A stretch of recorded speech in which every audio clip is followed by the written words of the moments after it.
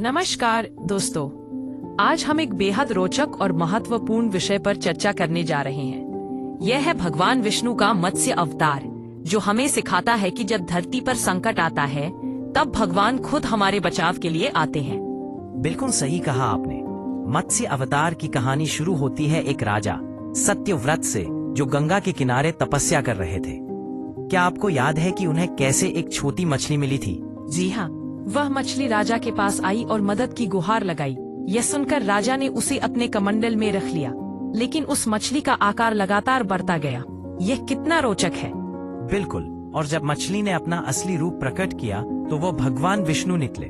क्या आपको लगता है कि यह संदेश देने का कोई खास तरीका था? मुझे लगता है कि यह एक संकेत था कि भगवान हमेशा हमारे साथ हैं, भले ही हमें उनकी उपस्थिति का एहसास न हो। उन्होंने राजा को निर्देश दिया कि एक विशाल नाव बनवाए।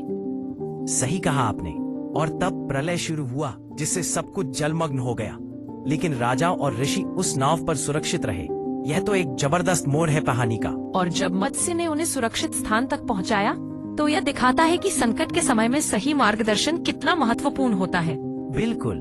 अंत में भगवान विष्णु ने राजा को वरदान दिया कि वे अगले जन्म में वैवस्वत मनु बनेंगे। यह न केवल उनके लिए बल्कि पूरी मानवता के लिए एक नई शुरुआत थी।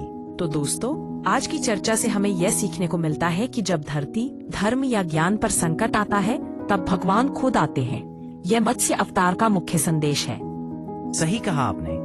हमें उम्मीद है कि आप सभी को यह कहानी पसंद आई होगी। अगली बार हम एक नए विषय पर चर्चा करेंगे। तब तक के लिए अलविदा।